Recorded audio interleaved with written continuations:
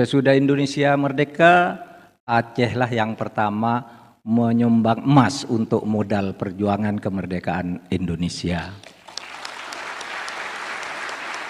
Aceh pula yang pertama kali memberi pesawat ketika pemerintah tidak punya pesawat karena miskin, dikirim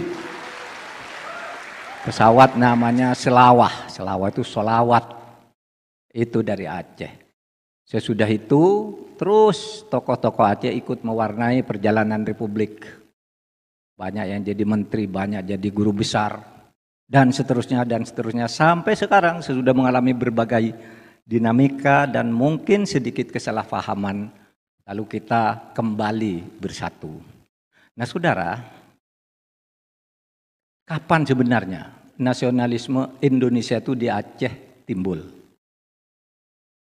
Kalau Indonesia sendiri, kalau dilihat dari sejarah resmi, kapan nasionalisme Indonesia itu dinyatakan? Itu 20 Mei tahun 1908.